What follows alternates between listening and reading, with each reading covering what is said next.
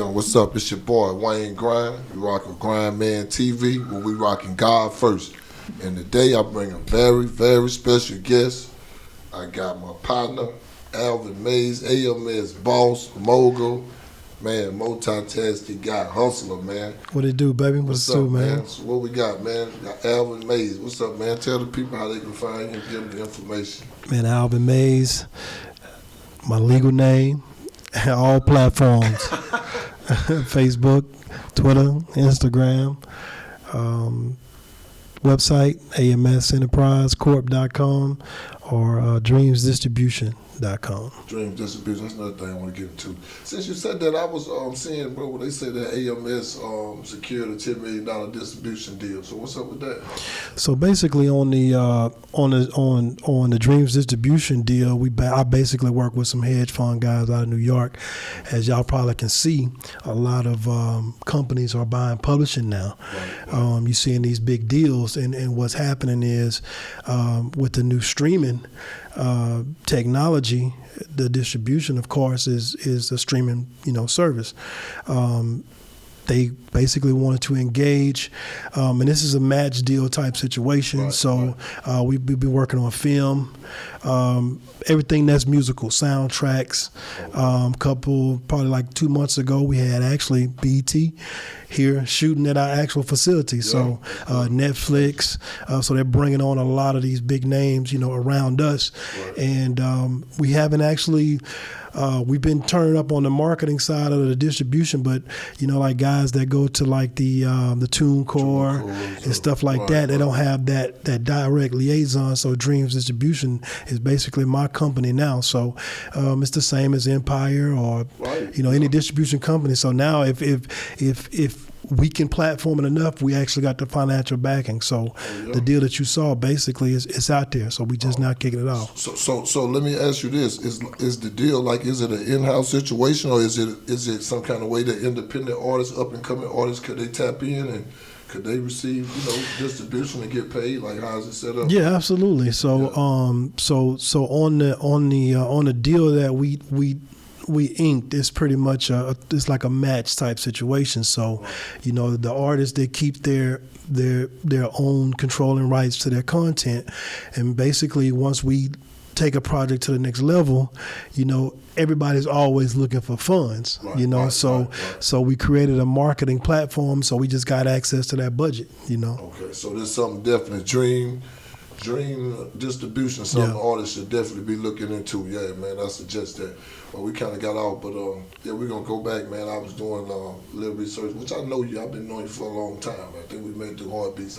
Yep, Heartbeats, man. Shout out Heartbeats.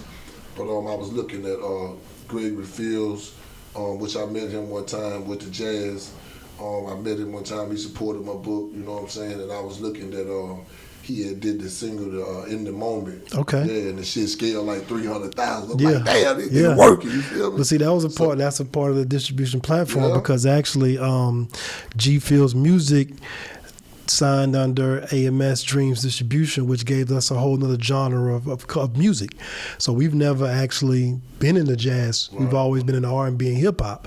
So that was our first time, his love for jazz. I basically pushed him. He's always had that sax in his hand. So the In the Moment was him recording that sequence of jazz instrumentals, in the moment. Right. And so we kind of liaisoned his project through Dreams Distribution and created G Fields Music, which is our jazz and sultry division of Dreams Distribution. So what you saw was we was able to get him about 50, 60,000 in marketing. Yeah. And we matched that like 30 grand, but it put him on the jazz charts. Right. Yeah. I see it went up, what, 4? It put him on the jazz charts. He was playing right here. He was playing on all the jazz stations, but that was the power of having monetization back. What we did was we put the money up, and once we was able to show the momentum, then the guys that's invested in our deal come behind it. Right. Yeah. Get an extra push. Good extra push. They paid for the videos. They paid for photo shoots. They paid for the marketing and advertising. I was able to get that approved. So that's just the first step, you know? Yeah. Right. So what I want to do, we kind of jumped out there about the distribution, but I kind of want to go back to the beginning. Yeah. The old Alvin Mays I met when I first met you. You was doing your thing down south Mississippi coast. You had your studio, you had the club, you was doing the shows and all that. And what made you say it was time to pack up and go, man? Man, I had gave. See, I was already flying back and forth to Atlanta because I was in business with Benzino and Dave Mays with Hip Hop Weekly magazine, and we was doing the whole love and hip hop stuff. Benzino was actually a part of my brand. Right. I remember that. And so I was already flying back and forth. So it was kind of like one of those things where I was just ready for a change. I felt like I had just kind of outgrew, Mississippi. And I wanted to change. My family wanted to change, and we moved up here in 2017, man, and just anchored in. We've already had an office up here. People didn't know that, but we was already.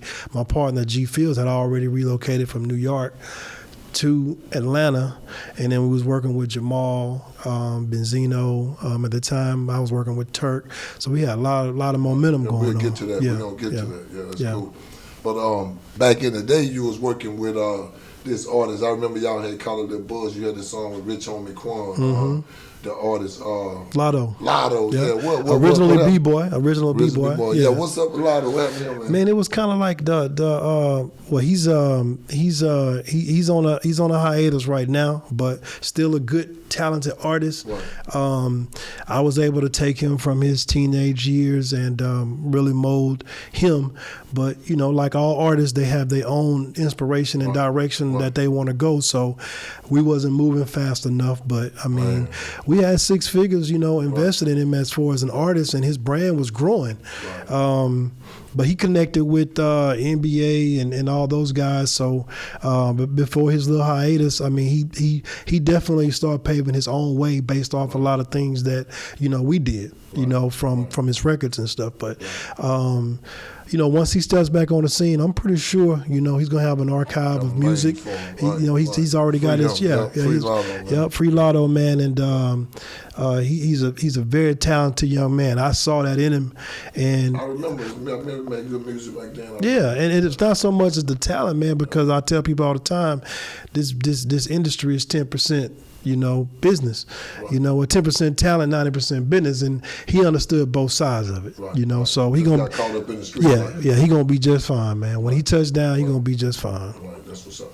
So on your move from Mississippi to Atlanta, what was your initial plans like when you come? Like, I'm gonna go to Atlanta and I'm gonna go do this, or what? Did you have it mapped out, or you just it wasn't. One thing about Atlanta, man, it's just certain people that allow you into the space. So for me, it was none of that. It was just I'm just gonna come to Atlanta and continue doing what I've always done. Just like the space we in now, it's a new podcast space that's doing really well with the whole podcast industry. So a lot of people come through here and just shoot in this particular space. We still got the recording studio like I took you to. So I developed an event space that's downtown Atlanta, so we leased that. I just got, just kept my entrepreneurial spirits going, man, and Atlanta just been good. I've been able to meet some heavy hitters up here and just continue to work, man. So the Dave Mays, the Benzino, those relationships was built here in Atlanta? Or no, we had I had those before I even came up here. Okay. Yeah. So that was something solid to stand on right there. Yeah, I had a couple of solid plays already in position, but really, AMS, man, is self-funded. It doesn't require outside influence, so I don't require people to support my brand. I support my brand myself through an hiatus of ventures, from real estate. From real estate to my wife owns a daycare now here in Atlanta. That's 4 years. and she's looking for her second and third location. So, I mean, and you know, when I was in Mississippi, man, I had several businesses, and I sold those companies. I still own all of my personal real estate there. My commercial stuff, we liquidated some of that stuff just to give us a nice cash flow on a relocation, man. I mean, we anchored in. We just built a nice crib out in Kennesaw, and we just built a new crib. That's what's up. So like, man, tell us some of your most memorable moments working with Benzino, man. Some of the behind the scene, the most funniest shit. Cause dude really crazy. Look, I hate to say this, but I seen a video where he went to his baby mama house and the dude was there. You never seen that? And he started crying. Oh no, he fucking tell him leave. Hey man, one thing about Benzino, man, like when he loves hard. Yeah, I can tell that. But that's his thing, man, and throughout life, you know, life gonna give you those blows. You know, for him, as hard as he's loved, he didn't get that same precipitation. You know, like even with the Source, like the BET Awards that we watch. Yeah, he's really a legend now. Yeah, you can't look at what he do or how he live and knock that. Yeah, he's really a fucking legend. And he's so down to earth and he's so real, man. I mean, we bump heads, but it's just because he's so real and he, you know. But I mean, who want to be around a person every day, and then we don't bump heads? Yeah, it's something fun, fishy about that shit. Every day you don't see nothing different. Everything I say, man, me, G, Benzino, man, we'll fall out. We might not talk to each other for a year or two, but if we call each other, man, just on some business, it's all love. You know what I'm saying? Love, so yeah. So it was really cool working with him, though, bro. Benzino, you know, good dude. But believe it or not, I was more interested in the success and then the failures, you know, because I just believe when you're talking to somebody that was making the type of money that he was making, he was making real money, bruh. I mean, and then you getting that, and then I just remember the Source magazine. I remember what he pioneered for hip hop, and I'm able to actually be in his presence and get that knowledge. I mean, it was an honor for me, man. Guy being from Mississippi, connecting with Benzino. I mean, it was. We had a great work relationship, bro. You know what I'm saying? Shout out Benzino. So, moving up, what about Turk? I see when Turk first came home, you and him did a lot of work together. That was dope too, man. I've always done my thing in the music. I've always done my thing in the music industry, and my barber at the time, KC, he ended up cutting Turk hair, and then he was like, man, I got somebody you really need to connect with that I believe could, you know what I'm saying, like really help you, you know, since you've been home and get your thing off the ground. So that's kind of how we was connected but they say the barbershop talk. Right. My barber actually brought us together. Shout out to KC. Shout out to the barber. Yeah, shout out to KC, man. And me and Turk, we had a nice little run, man. I mean, it dissipated itself, but I believe that we done some good stuff together. His name was really ringing, and I mean, he's a grinder. He's a grinder too. You know what I'm saying? So, you know, you can't stop a grinder, but they gonna make their own way whether you ride in the car with them or not. If you get out the car, they gonna keep it moving. You know, right? And everybody like that. You got some niggas, they become so codependent to where they can't get out the car. They got the, you know what I'm saying? Yeah. Like, but some niggas can get out the car. I can get out the car too with shit. You know what I'm saying? I'm gone. I'm gonna keep it moving. Man, it's just like me and you, bro. You was like, man, I'm working on my podcast. I was like, bro, I got a space. Right. You've been moving. Just because, man, I tell people all the time, man, just because you don't talk every day don't mean you don't have solid relationships when it's time for something to happen. Right. And again, I appreciate this opportunity, bro, to get to sit down with you. So with the situation now, we got BG come home. But so what they got with Turk, like with the tour, what you think about that with Turk, man? You don't think he can't? Man, that was something that me and Turk always talked about, and for him, it was never going to be a true reunion unless everybody was able to be a part of it. Right, you know what I'm saying? So, I just believe, you know, Juvenile's doing well, Manny Fresh doing well, BG's home, Turk's his own man. You know, Wayne is the superstar, right? Wayne's the superstar. So, you know, I think it's gonna fall on Wayne, bro. You know what I'm saying? It's gonna fall on Wayne. Saying to make it happen, to make them make Turk come back. No, I think because it's got to be. I mean, they all grown men, so it's got to be a collective agreement. And if they can come together for the business, I mean, I believe that the world is they're gonna have a nice little tour run. And I mean, they will make a lot of money. Especially if all four of them. I wish they could fix that. But if they can fix it.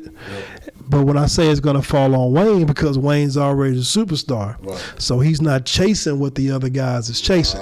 Like you said, my car's still going to go now. Exactly. So it would be up to the crowd of Wayne and for him to say, okay, let's give it this run so that the guys can monetize, and they have to figure out how they're going to monetize it, and respectfully put everybody in their place and let the money fall based on everybody's current position, and then everybody just eat. But if greed steps in, and because they was a group at one time, everybody feels like it should be divided equally, I think that's where it shouldn't be equal. Birdman should get more, but he should make sure everybody eat. Well, I think Wayne should get the most. Well, I'm talking about for us.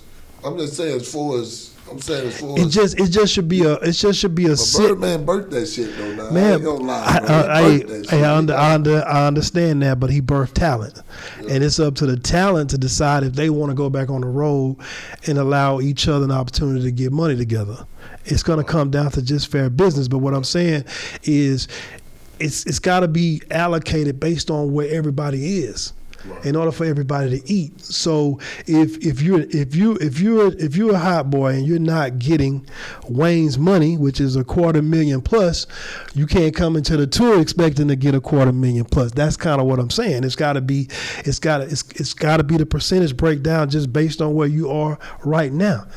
And if you getting 50,000 and y'all about to do 40 cities, take your $2 million and keep it moving, because that's $2 million you wouldn't get if this collectively didn't come together. That's all I'm saying. And I don't know that breakdown. I just believe that it's got to be restructured. It's got to be restructured because when everybody was under Birdman and he was the man fitting out the bill, he was collectively dividing everything out equally to the guys, I would assume. But everybody's in a different place in their life now, so that equalization is not the same. So we got to give more percentage to the superstar so that he could be on board. Right. And that makes sense. Yeah, I mean, I'm just giving it to you from my perspective, which it don't matter. I'm not a hot boy, so it don't matter. It ain't no blood and shit. It ain't nothing like that. So it can be fixed. Birdman, they'll make it work. They'll fix it out. So the dude, Gravy. Yeah, Jamal. How you run across that situation? Like man, me and Jamal met. Well, again, man, G Fields has always been a liaison. Like the way Benzino even came to light with AMS's. They ended up. He was flying back and forth from New York to Atlanta, and they ended up on a plane together. And that's how that relationship started. He was out here on the grind, and Jamal in the streets networking, and. We actually was gonna do a deal with Young Thug that Jamal was actually working on, but it was just too many hands in the pot, and I flew up here just to try to see where that deal was. But again, G met Jamal, and man, we just been family ever since, bro. I mean, I think man, Jamal now, man, we going on probably a decade of knowing each other. He got a lot going, bro. Man. He's like a Tubi guy right now, bro. Like Tubi guy. It's like he's playing cinematography. He's like, fuck that, I'm gone. Give me a bag, I'm gone. But that independent film distribution evolved like music did. So as an actor, he had a lot of connection with people that wanted to get into production, and getting into Hollywood at one point was sight unseen for a black man in a camera. Coming from where we come from. Yeah, so once you see that you can get an independent distribution, and you can work with people that don't have the budgets of Hollywood. I mean, that's been his new platform. I mean, I wish him well, man. Boy, what? He's an awesome actor, man. He done gave me a couple of acting gigs. I was in Turk with him, the movie Turk, and then I was just in Dirty Game 2. That's fixing to come out in the fourth quarter. Okay, so now they got you getting your acting role on. Yeah, I mean, it's all pro bono, man. It's all pro bono because through Jamal, I met Shooter. Shooter ended up on Love and Hip Hop, and he's he did work with Shooter. and I mean, another liaison out here in Atlanta that's well known, and you know, to define your question, like, it wasn't that I was coming to Atlanta and trying to do anything but be myself, and me being myself has allowed me to just connect with some good people. Exactly. Shooter super solid, so that was a whole nother liaison, man. We did a little management. We worked with Shooter's management when he got on Love and Hip Hop, and I liaisoned him and his now ex-wife. We went to New York, did a whole bunch of press. I you know, if it's industry, I got solid relationships. As long as you got budgets, man, you keep stuff moving. Yeah. Well, see, you said the key word right there, so you just fucked the whole dream up. You said as long as you got budgets, right? Which it should be that. As long as you got a budget, I can put you where you need to be. But it's like artists feel like, bro, when they run to somebody like you or somebody with connections, and then you say, okay, I'll work with you, they think that you're supposed to pay for everything. I'm not. With management, could you break that down? I'm not Bank of America. I mean, it's this. You're not gonna get. The easiest way to break this down, right? And it's if you're an artist, right, and you're trying to break yourself in the industry, you are a product first. Right. So if Nabisco or Coca-Cola is breaking out a new product, what do you see? You see marketing and advertising. Right. If me and you walk into Walmart or Sam's or whatever, we're going to see these brand new displays of the new flavored Coke, and it's going to have some type of attachment to it, and it's trying to make itself stand out against the rest of the product that's already there. So an artist has to think on the same level. If I'm going to break into an industry that's already there, I got to have a budget. These labels spend billions of dollars, and that's why their artist stays at the top. I mean, Drake just dropped fourth quarter. 24 records already nationally, like universally in the top 24. Why is that? Because behind the scene, trust me, it's a lot of dollars being spent, and the average artist will spend anywhere between $125,000 to $250,000 per record, whether it breaks or not. So, you know, can an artist break? Yes, but the likelihood of you being a superstar is not going to happen until you got a superstar budget. Right. Yeah. Put that budget up. And a lot of people, I tell them all the time, they're like, man, I needed you to get me in the studio. That's something you got to do.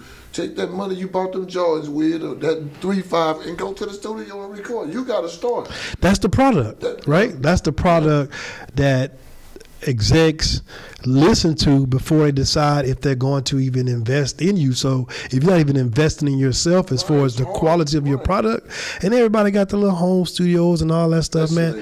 But that's cool. But man, I just played your record in my studio, and you've never heard that record before in your life, but you heard the sound quality. The quality, yes, beautiful. Yes, for real. But yeah, bro, like I tell people, like, you got to bet on yourself. And then a lot of times, like, even with me not being an artist, you know, me just being an author, but like being introduced to the life, I'm gonna say back when Jonathan Bender first went pro, when I was allowed to be around, you know, like money, the lifestyle. So it kind of, you know, fucked me up. So I went on a chase, like, you know, I would run to the streets, get money, and shit, pump it into this shit, and people be like, what, you know, why? But now it's paying off, like it'll pay off because I built solid relationships. You know what I'm saying? So, like, you know, I said, I'm going to try something different. You know, I'm going to go into the podcast. I got a lot of real relationships. Yeah. You know what I'm saying? But, man, I call that avenues, right? From author to podcast TV to me and you even invested in a concert together. You know what I'm saying? So, like, people don't realize the AMS, which stands for Artist Management Services, not Alvin May Sr.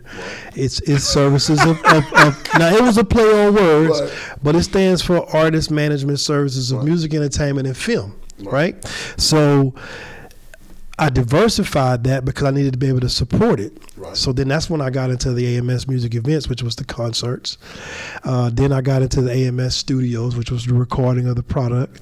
Now I got Dreams, which you can't spell Dreams without AMS. That's basically a distribution platform that I've created. But with all that being said, these are multiple streams of revenue that I've been able to create. Last year alone, my distribution did $106,000. Good. You know what I'm saying? So content creating and quality is where it's at. Right. Like people don't know, but me and Carly Red got a dope record. Yeah, doing crazy numbers. One of her top records that's on streaming platform that's on the Dreams distribution. Yeah, over a million visual streams on the video, and then the song is multiple million downloads. Yeah. I'm gonna tell you what my partner, shout out Say Yellow House Studio, Richmond, Virginia. He had hooked me up with one of his brothers, Greg, and he owned a film distribution. Mm-hmm. And man, he had talked to me. He was on the phone one day. We was talking. He was like, "Man," he said, "I'm gonna tell you something, Wayne." He said, "Man, whatever you got," he said, "Bro, invest it into content." Content, bro. He said, "Bro, you remember what the music did 7-8 years ago? How it transformed? Everything went digital." He said, "This is what these platforms want. They want content." Right? He's like, "Bro, I'm telling you, bet on the content." So that's kind of what struck the fire in me. And then Joe Chancellor kept saying, "Your voice, you need to be on a podcast. You know too many people." So, like I said, okay, I'm gonna give it a try. You know what I'm saying? Yeah, so I created the Podcast Now ATL, which is just a platform. And what I'm doing right now is I'm growing the content. Right. Just like we're shooting this in here. Right. My goal is to give everybody that's shot in my space and building their brand a centralized platform that I'm going to monetize with the Podcast Now ATL, but it's going to be these multiple. From GrindMan to now we got where we shooting Game, and then I'm shooting a new one called Anything Goes Atlanta. Then I got the CEO Talks with Alvin Mays. So it's like it's going to be a multi-layered platform, Podcast Now ATL, but it's going to be a distribution platform. But I got to get the content out first. You got to get the content out first. That's what's up. So we got to grind. We got to grind. So the networking and grinding, how important do you think that is to getting where you at, networking and grinding? How important do you think that the networking and grinding part is? Man, I always tell people, man, if you're going to truly network, right, you can't network with a handout. You always got to have a hand in. So that's always been my approach. Whether it's a small amount of dollars that can be configuratively added up, and then if you build those relationships where it's a relationship that's not charging you as much as they would everybody else, or giving you breaks, you still got to spend money, but it starts with you having a budget for your platform, because that budget is going to put you. Like the first thing that I done in Mississippi was I created a music conference, right? So with that music conference, I gave Eric Sermon. That's how I created my relationship with Eric Sermon. We gave him legendary Sermon. Yeah. He flew down to Mississippi and came to the conference. We gave him a Lifetime Achievement Award. I built my relationship with Tony Neals with the Core DJs. I invited him. Known for breaking records, DJ Impact, that's now got the Global Spin. That's a part of DJ Khaled's brand. And these were guys that I paid to actually come do my conference. Now, the way I turned that into money was I charged people to come to the conference, but I invested in paying the people before I started charging people. Yeah, so my money was already out there. So don't call me talking about letting me in for free, because I'm trying to get my money back. Yeah, I brought DJ Smalls, and DJ Smalls now got the White Couch, which is a dope media platform. That's how I built a relationship with him. And I've been able to take my talents to his platform. That's been huge, but the relationship was created because I paid him to come. I paid Michael 5,000 watts. He came. So I was trying to get people from different, and I paid, not paid, but reimbursed Greg Bloom, the entertainment lawyer. That's now my entertainment lawyer, and I think yours too, right? You hooked me up with it. Man, Greg said, I'm willing to come to the conference for free, just reimburse me for my fuel. Man, Greg, I think I gave Greg a couple $100, but he came to the conference, and man, he probably got 6 or 7 clients from man, that. for real. Look, it's a major situation because, like I was telling you, when I was doing the thing with and that's how I think I was able to go back to him so easy because I had brought him a couple of situations. My cousin Black, you know what I'm saying? He had did some business with Link the King. Yeah. One time that's with Mayweather, and nigga did some shady business.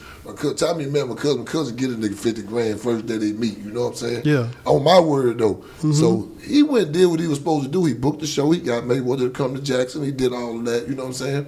But he took the money and hauled ass with it, you know what I'm saying? So now you got my people looking at me like, man, what's up with this nigga? You know what I'm saying? Yeah. We ain't gonna. So I called Greg, put Greg in contact with my cousin Black, and Greg went got that money back for me. Oh yeah, man, awesome attorney, man. Awesome. Yeah, he done all my deals. And I'm finna tell you something crazy. I was just telling Black this on the way over here to tell you something crazy. Out of all the business we done did, I never had met him before.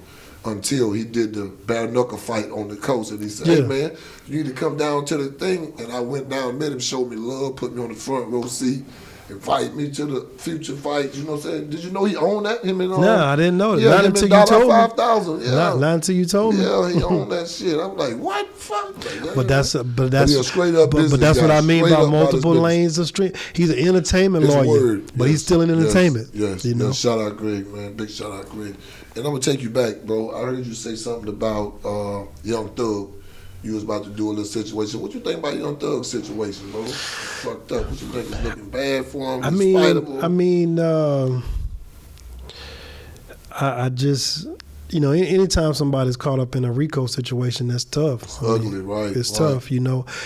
Is he getting just sitting there? No, because you just saw all the privileged people go through the same type of RICO indictment, and they walked into a courthouse and walked right out, and they all still free, and they still have to face their time in court. But you know, why do y'all keep the black man in prison, but you let all the white guys out? You know why they keep the black man in prison? All the damn violence. Hell, you know why they keep it in prison. I don't know about the violence, why they man. send me to prison? Hey man, I don't know about the violence. I just know about the charge. But I ain't gonna lie to you though.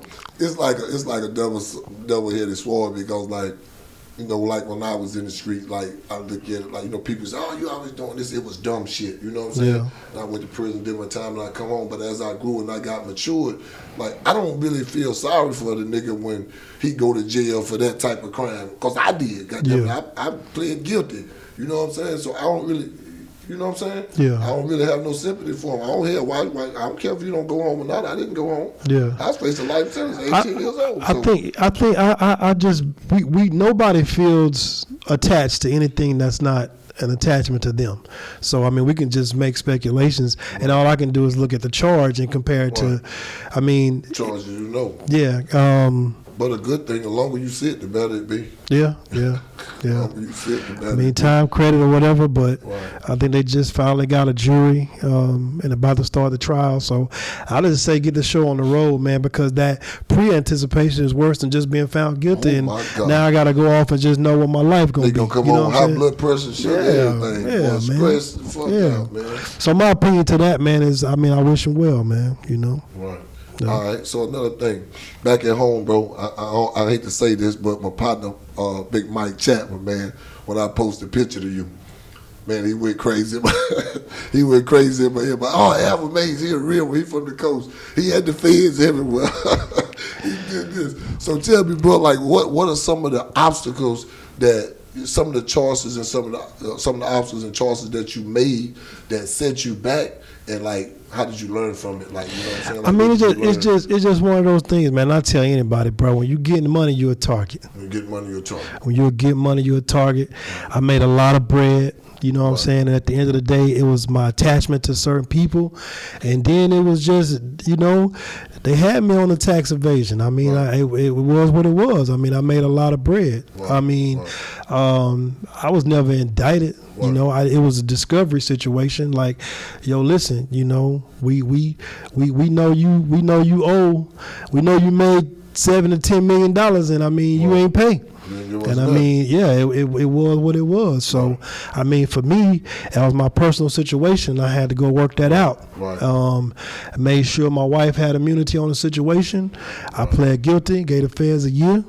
And I mean, I'm home. It's over And it's with. crazy because I don't know if you remember, but I remember right before you went to jail. I think it was around the time after we did the money bag yo. And I was fighting that case. You was fighting the case. Yeah. And I nobody could tell, bro. Right, and I remember you telling me, you said, Wayne, man, you said these people fucking with my family. I'm gonna have to go and take this lick and free my family. I'm finna go and lay it down. Yeah. And it was like, I was moving money to my kids' names, and they started going after my oldest daughter. Like it was ugly, bro. Right. You know what I'm saying? So it was ugly. And so people in the community, they see that what you went through, but they don't know the full scoop. And then they'll say, Alvin the crook, or Alvin, you know what I'm saying? How you take that shit, bro? I mean, I don't. It don't bother me. Right. I mean, Alvin's still living. Yeah. I mean, see the thing is when you not indicted, right? Right. People don't realize this. When I got the letter from Washington, I was already lawyered up. Right. My target letter came from the United States Department of Treasury. You see what I'm saying? Right. So it's a white collar crime, bro. Right. You know what I'm saying? And it's hell. I mean, nobody's calling Wesley Snipes a crook. Right. Because he did the same. He went on the same charge.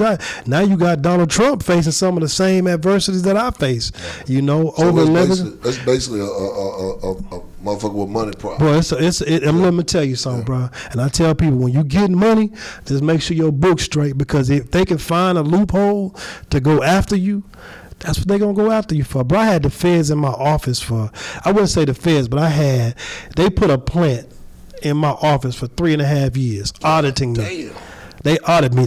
Before the audits, I got hit with the money laundering division of the IRS. Right. They was in my office for 1.5 years, right. And they found no infractions, right? So when the money laundering division didn't find no infractions, they sent the IRS. Right. The IRS audited my books for 4 years straight. They was in my office 2 or 3 times a week auditing my books, right? So when they couldn't really get me there, because it was no different than they really did have me at the time. I just had to wait for everything to come out, because then the DEA started showing up, which is the Drug Enforcement Agency.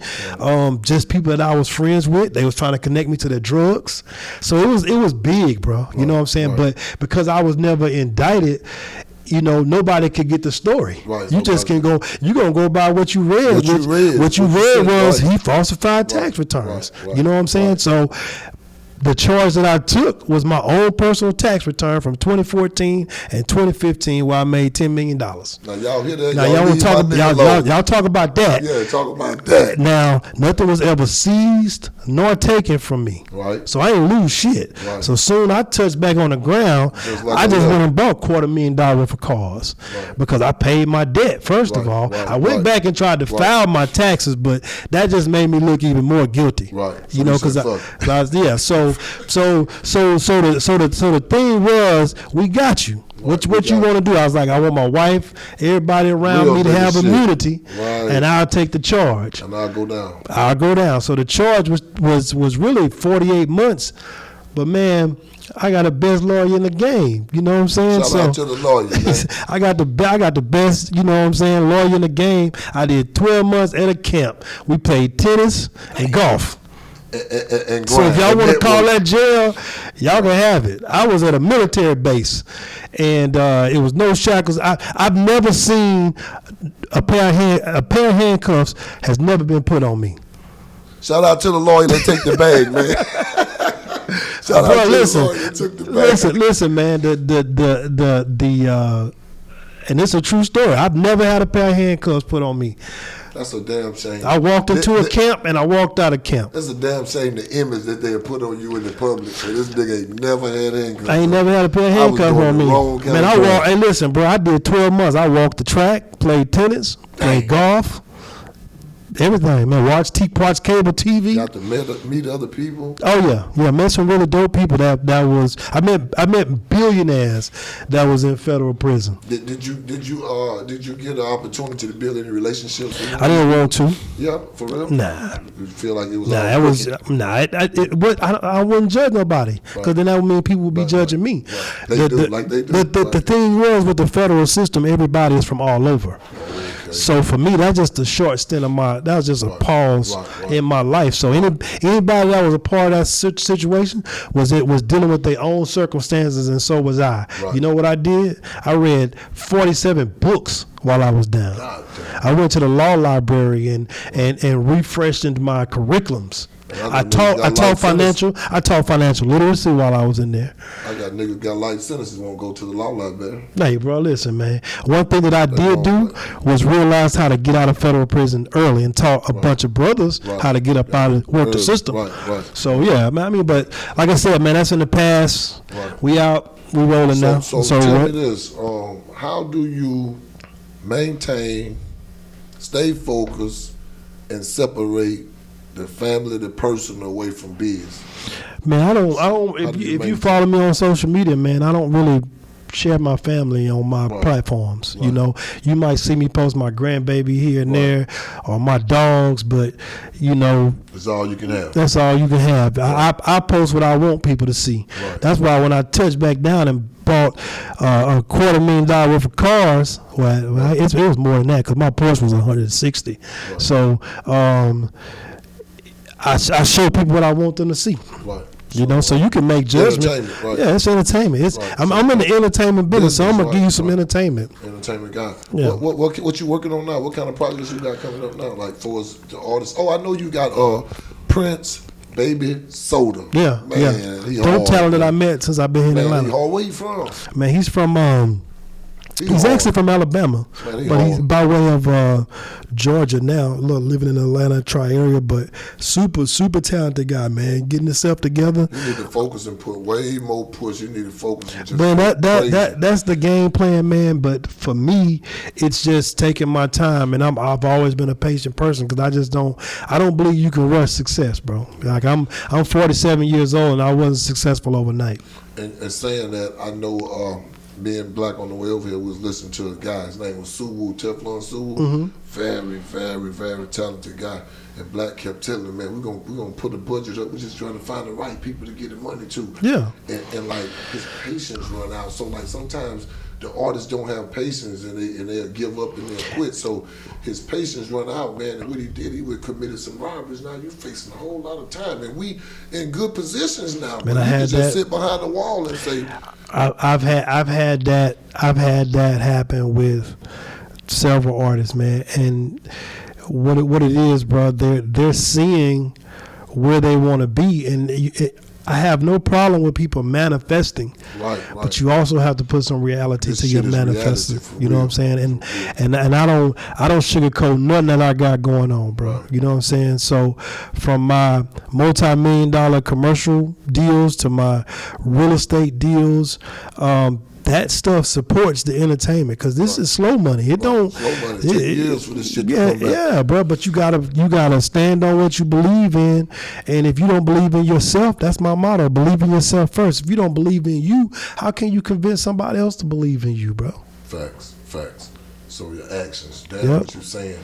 Because I remember when before I put my first book out, bro, like it was crazy because when I come home from prison, I didn't really have the avenues. I didn't know nobody, So I started traveling. But you knew Heartbeats. And I knew Heartbeats knew me. Knew you, and and that's how we met. That's how we met. But what you was doing when I met you, you were pushing your book. But I'm gonna tell you something crazy.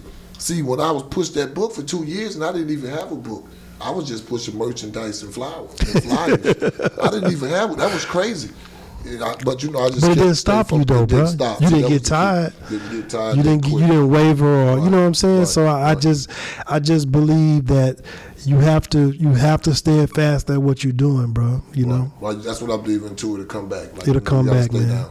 Sometimes it get hard, and sometimes you may want to give up. But man, listen, as an entrepreneur, every day that I wake up is a drive, because there's no guaranteed check for me. Right? So the money that I have is made. I gotta go get it. I gotta go get it, bro.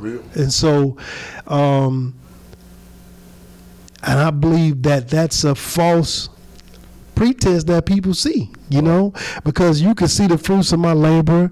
You know, I pull up in a nice whip. You know, you come out to my 10,000 square foot house. You gonna automatically say, "Damn, bro got it, bro." Bro pay his mortgage every month. Right. I pay my credit cards every month, and when I take a trip, I'm using a card. I may not be using the bread that's in the bank, but for me, it's a hustle. I slept on the credit card. That's what I'm trying to say, bro. It's a hustle, bro. And sometimes people will hate you and envy you for you having your shit together.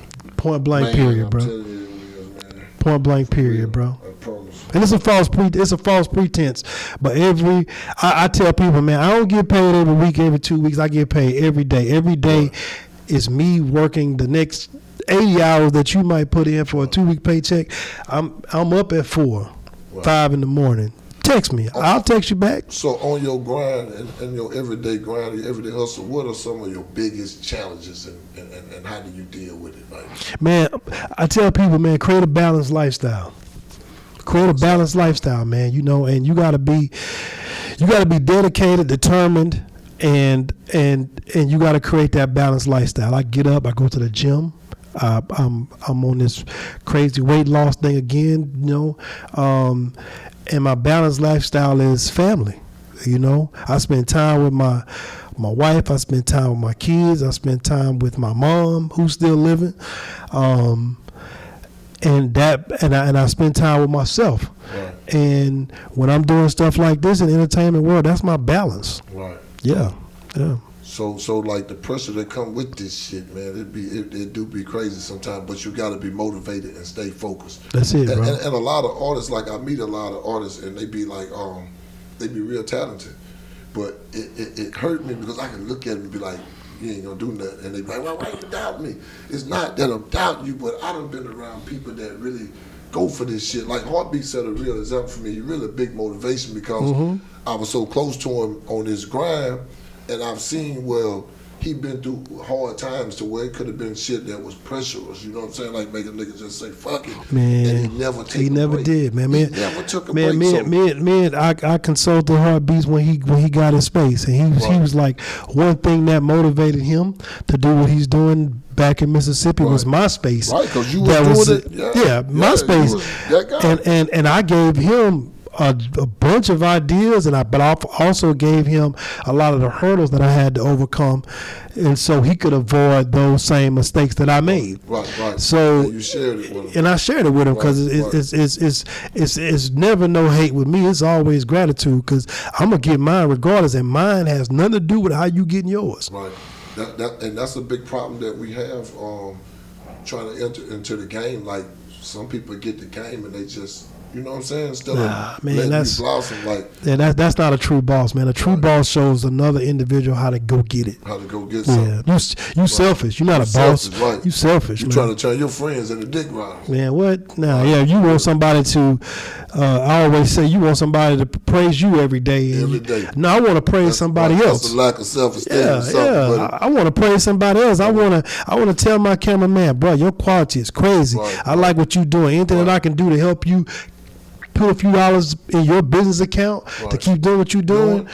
First thing you say, I said, bro, I got a cameraman. I don't negotiate his rates or nothing. I put it out there. If he wants to work with you, he work with you.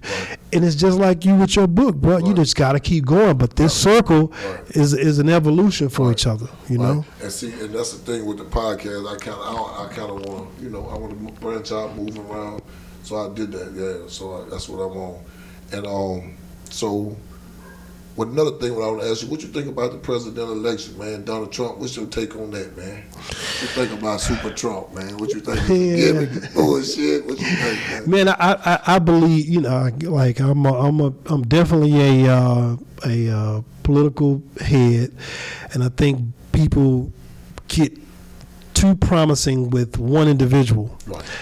First of all, we had a black president in there for 8 years. Right. And...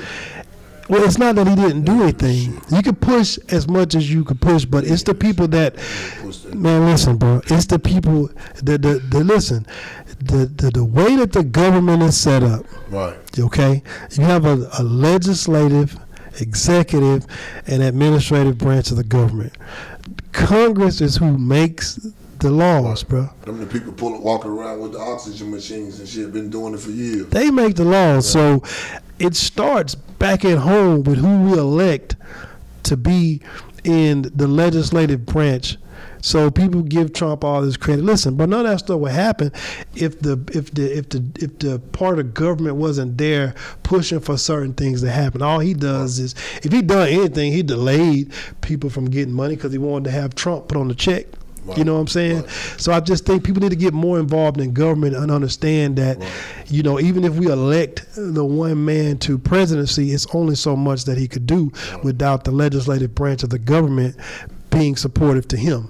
So when you put a Republican legislative branch of government and a Republican president, you're going to move a lot of things a lot further. Right. If you have a Republican branch in government, if you got a Democratic president, it's going to be a lot of halts in government. Right. And they're only going to compromise when the American people starts to scream. Right. So I just keep them asleep. But the name of the game is, once we vote presidents, we also have to go back and vote legislatively so that the balance of power is there. Right. And you know, if I had to give you my opinion, man, I just don't believe that one man can change the fate of the United States of America. Right. We have to truly understand the political process and not just vote for the person that's leading the country, but also the people that's creating these bills and laws for the country.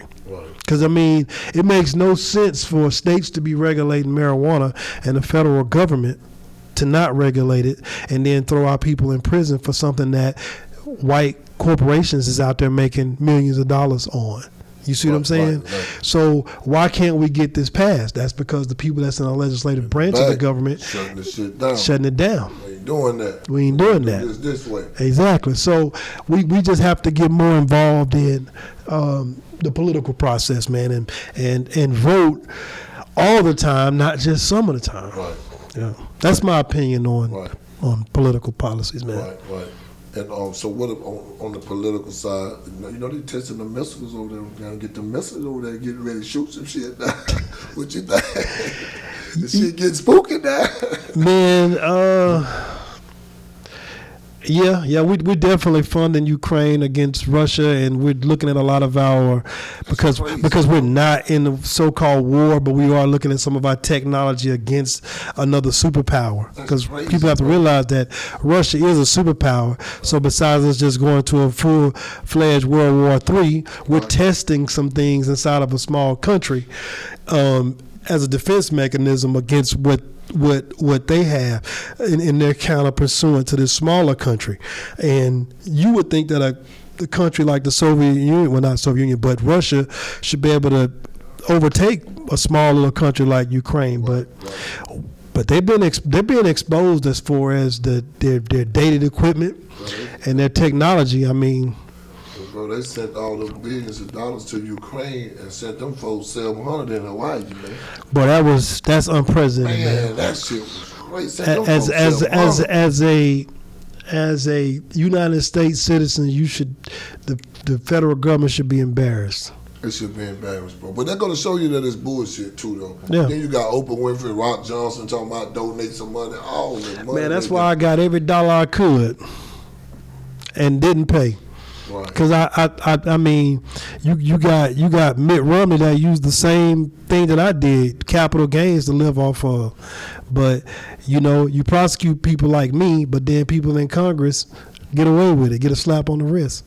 So I mean, it's a big game, bro, and you just gotta know how to play it, big homie. That's all. Right, got to know how to get yourself in position, be around the right people. Yep. So we rocking God First on GrindMan TV, man. But like in this music industry, these young artists, man, like what's your take on that? Like the acts and the, you know, like just the image, brother, just the whole negative image. Like, man, everything now is content, right? Right. Everything is content. So if you can produce the best content, you can become the top artist. But here's the thing: if you don't have that foundation, you're going to be what I call a McDonald's artist. You're going to be a 10-piece nugget, which means once the last bite is ate, you no longer exist. Or do you want to be the McDonald's brand and exist longevity? Right. So, no, the McRib sandwich that comes seasonal. You can be that, or you can be the Big Mac that's got the stand power in marketing. So, you know, artists just get your money. Get your money because it's a game. It's a game, bro. And it's how long you want to play it, man. Every artist that finally breaks, what's the first thing they say? Man, it's fake-ass industry. Right, but they playing it. The game is being played at an all-time high. Like, I'm talking about people losing their sacrificing their life to be for a persona. That's what I'm saying. This shit is just out of hand. It's crazy. Like, I remember back in the day when I was coming up, when you was a gangster or you was in the game, you didn't want nobody to know your business. Yeah, now it's advertised. Man, I just shot Lil Bobo and his mama, and now I'm in the studio rapping about it. Yeah. Now you finna get indicted about it. Shot him. And you finna go to jail about it because now they're using your lyrics against you. Then when you go to jail, the first person you call is the person you wouldn't listen to, mama. Yep. Now you want to be mama's baby again. Yeah, bro. It's like a sad it's entertainment, man. Do you think that we will get back to the motivational music, the hustle of music, the love music? Man, people don't even realize it, man. But the men of the hip hop became so violent that the industry switched and let women have it for a while. Remember, say that again. Say that one more time. This is how omniscient people is paying attention, right? Your superstars are going to always be your superstars, right? But the hip-hop game got so violent with men that, remember, this is entertainment, and we're puppets on the string when it comes to, and it's all just a game. Taking it too serious. Bro, listen, they took the power from the men and switched it. No, nobody's paying attention. They switched it and allowed the women to have the momentum. Right. Which further set us back. Exactly. Kind of set Bro, us back. Women is controlling the charts right now. They are. R&B and hip hop. Shit, women are controlling a lot of shit. They controlling it right now. They are. But who's controlling them? Right. Nobody's paying attention to that. We can't control them. We can't control them. The guys behind Spotify, the guys behind Apple, these major streaming platforms, they're controlling what we see and hear. So it's kind of like the music industry is just like life. It's just like the child support system. It's just like everything. Let's take the man out of it, and we can control the women and the kids. And they controlling them. And they got it. It's just like the child support. Them. Bro, look, man, I hate to say this. Give me the top men records for 2023. Give me the top women records for 23. Otto, what's his name? Sexy Red. Yeah, Sexy Red. Carly Rae, Ice Spice, Taylor Swift, Beyonce. You can go on and on. But we can just start. But give me the superstars for the men. Shit, you gonna go Drake? He just dropped fourth quarter. Yeah. Broadway just dropped fourth quarter. Yeah, I'm talking about give me 2023. It's gonna be slow. It's a slow process. You gotta go down the line and pick them because it ain't many. It ain't many, bro. It's crazy. They trying to push us men up out of this. Yeah, you put up a woman. You put up Megan Thee Stallion against Tory Lanez. He going to jail for 10 years. She going on stage with Beyonce. Get 10 million. They're crazy. They trying to. The narrative has been changed all over again, man. Yeah, and it's like everything that was right. It's like they reversing everything. Where the love was, there's hate. Where the support, there's envy. It's just everything. Yeah. Like where the man used to run the house, the woman gonna take over. It's all control, man. The nigga, I don't need him no more. It's all control, man. And when I realized that it took a long time though, because you got to think about it. I played this game, in and out of prison. Yeah. You know what I'm saying? Did the child support. But then when I thought about it, and I was talking to like a lot of more young kids. Well, for one, my son. One day, me and my son, we was riding, and he looked over at me and he said, "Dad," he said, "Man, I'm glad I didn't listen to my mama, man." He said, "Cause I would feel some type of way." You know what I'm saying? Yeah. He said, "But you a real nigga, like you a real father, like He said, "I ain't mad at you for beating my ass that time." He said, "Cause had you did that, I probably would still be disrespecting you." You understand? Yeah. So it's like we built another kind of relationship. You know what I'm saying? So I kind of start talking to other kids, and I see a lot of these kids are fucking angry at their fathers when it's really a lot of times it's say 65% of the time, it's really not the father, it's the lack of communication that the father and the mother has that's causing the confusion. Yeah. But the government put the deal so sweet to where the mother say, fuck the daddy. Like, you become a dollar sign. Yeah. So when the mother say, fuck the daddy and put the daddy through the bullshit, it automatic reflects back and hurt the child. Yeah. Automatic. Yeah. You know what I'm saying? And then my other baby mama, my daughter, my baby mama, her, like if I call her, like we work together, like we don't pull it against each other. So it's different relationships with different kids. Yeah. But it's the same shit with the music industry. They pull the man away so we can get to that child and send his ass in prison or kill him. You right? Yeah. Because he ain't gonna listen to mama until he go to jail. Then he gonna call mama. Mama, you can call Mr. Buck and tell him sign the bond. No, call the gang. Call Shooter Boy and them. You know. Yeah, Shooter Boy and them ain't got nothing for you now. Shooter Boy and them ain't got nothing for you. Yeah, and after about 90 days of being inside, they really ain't gonna have nothing for you. Yeah, so bro, I realize it's been a trickery, a fuckery, even all the way down to the characters. That's why I like with Charleston White, bro. A lot of people, I got a lot of slack from fuck with Charleston White. But I really fuck with dude, like, you know what I'm saying? We don't really talk much, you know what I'm saying? I pulled away because I was getting a lot of slack, but like, they own the Charleston White that go crazy. But I'm talking about the Charleston White I met, like, I'm talking about a nigga that didn't operate off money. Like, no, real shit. Like, dude was really, and when you hear him sometimes, they say, what you gonna do for the kids? He'll say, fuck them kids. I put 12 years into this shit trying to help the kids, and that, you know how you say that? That's the Charleston White I knew. That Charleston White that was fighting for that. You understand? And then one day, I asked him, I said, bro, what made you go to that side? He said, bro, he seen Tuka Mama and the kid, you know what I'm saying? Content. The content. Charleston White give you content. So he just jumped on the board. You tell me why people paying attention to him because he gives you content. You tell me why people paying attention to Krishan and Blueface, they give you content. They giving you content. All right. The minute that Black China stopped giving you content, what happened?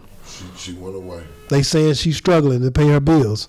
So what she said, she found God, right? Yeah, so but I'm saying the minute she stops giving you the content, what happens? Negative, right? Yeah. Yeah. And then I asked Charleston one time, I said, bro, you don't want to do, like, go in and do damage control? He said, fuck damage control. They done made me out the village. Like, this is what it takes. That's what it takes, bro. This is what they made. This is what it is. It's the content, bro. So I was like, you know? okay, but that's what he chooses to do. It's not a lane that I'll rock with. I mean, I want to agree with everything that he says, but some stuff that he does say, you have to sit back and scratch your head, on it. He say a lot of shit that real niggas want to say, but they can't say. They can't say it. Goes back to what you said about your partner. You hanging with your partner, they never disagree. Yeah. You ain't really my partner. You're not really my partner, motives. Bro. You got motives. Man, we ain't fussing and but we gotta fuss. Man, boy, we don't fuss. I'm watching you. We gotta fuss, man. We gotta everything just can't always be right. It can't be perfect. Ain't no way I'm always right. Life ain't perfect, bro. For real. So on the spiritual side, religion side, what's your stance on that, man?